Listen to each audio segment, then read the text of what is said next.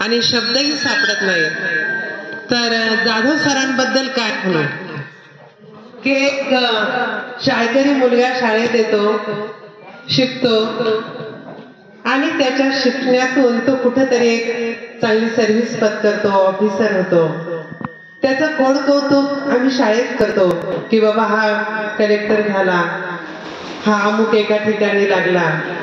पण हे व्यक्तिमत्व असं आहे की त्या कलेक्टरच्या पलीकडे जाऊन सामाजिक ज्या काही चालीरीती आहे, रूढी परंपरा आहे, शिक्षण घेणं, सेटल होणं, फक्त स्वतःचं आणि स्वतःच्या कुटुंबाचं हित करणं आणि त्या नोकरीच्या माध्यमातून समाजाचं हित करणं एवढंच कार्य हे प्रत्येक व्यक्ती करण्याच्या तिथपर्यंत मर्यादित असते.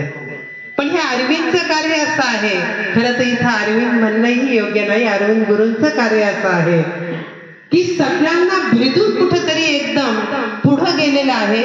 एक तर जशी गुरुत्वाकर्षण शक्ती, एखादं यान जर वर जाणार असेल त्याला झगडावं लागतं आणि एकदा की त्याला तेवढी गुरुत्वाकर्षण शक्तीच्या कक्षेच्या बाहेर गेला की ते मुक्तपणे फिरतं. तसं सुरुवातीला अरविंद सरांनी अनेक या पदाला पोहोचण्यासाठी, गुरु या पदाला पोहोचण्यासाठी स्वतः अगोदर कितीतरी हाल अपेष्टा सहन केल्या असतील. रोज रेग्युलर उठणं, आज आम्ही 8 दिवस येतो, 9व्या दिवशी वाटतं थोडं लोळावं का, थोडं पडावं का, पण अगदी सातत्यानं अगदी 15-16 वर्ष एकाच कार्याला वाहून नेणं.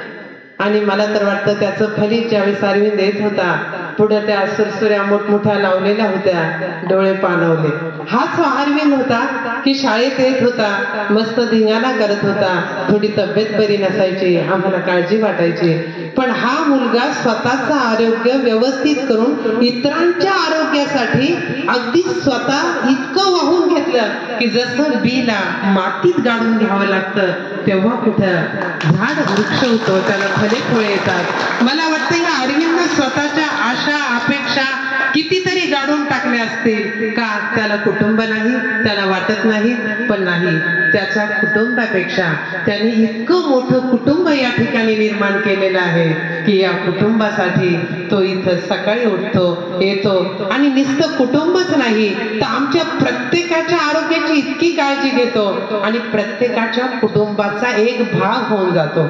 मला तर वाटतं बरेच योग साधक इतके असतील किंवा आमच्या महिला भगिनी असतील की मनातलं जर दुःख सांगायचं असेल तर त्यांना अरविंद आठवतो, मनातला आनंद जर एकदम अत्युच्च आनंद असेल तर त्यांना अरविंद आठवतो. मला तर वाटतं जी रक्ताची नाती आहे त्याच्यापेक्षा कितीतरी पुढे गेलेला आमचा अरविंद हा प्रत्येकाच्या मनातलं एक स्थान होऊन जातो.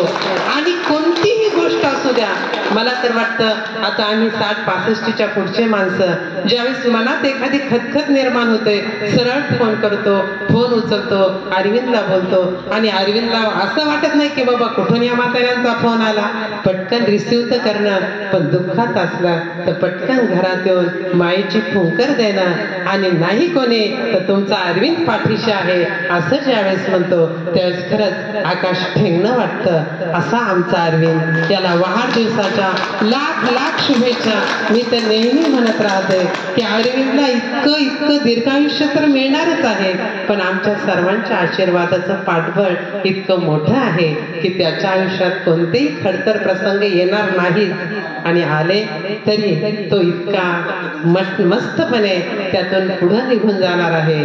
तर त्याची उंची आज इतकी वाढलेली आहे, इतकी वाढावी की पाहताना आमच्या माना दुखाव्यात, इतकं उंच उंच त्याने भरारी घ्यावं आणि या योगा क्षेत्रामध्ये स्वतःचं नाव, मला तर वाटतं आमच्या वसमतचे रामदेव बाबा ते आहे, त्यांचं स्वप्न जर आम्ही पाहिलं तर त्यांनी जो काही देखावा केला तो त्या रामदेव गुरूंच्या सारखा त्याच्यापेक्षा फार मोठं ध्येय आमच्या अरविंद सरांचं आहे.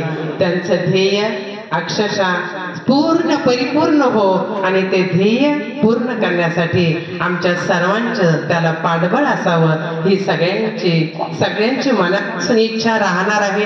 मी पण एक इच्छा व्यक्त करणार आहे, आपण सर्वजण एकत्र येऊया आणि अरविंद सरांचं ध्येय, अरविंद सरांचं स्वप्न पूर्ण करूया, एवढीच तुमच्याकडनं मी आशा बाळगते. आणि ह्या अवलियाला म्हणतात ना की जे माणसं वेडी असतात ती यश कीर्ती पैसा याच्या पलीकडे जपतात आणि म्हणून अरविंद असा एक वेडा मुलगा आहे की ज्याला यश कीर्ती पैसा मान सन्मान ह्या गोष्टीच नको असतात.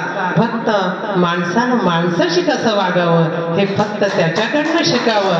माणूस ती काय असते, दुसऱ्यांचं देणं काय असते. मला तर वाटतं आपण त्याच्या ऋणात इतकं राहू, त्याचं ऋण आपल्याला फेडणं शक्यच नाही. एवढ्या लहान वयात घेतलेली ही उंच भरारी, असाच तो उंच भरारी घेत जा.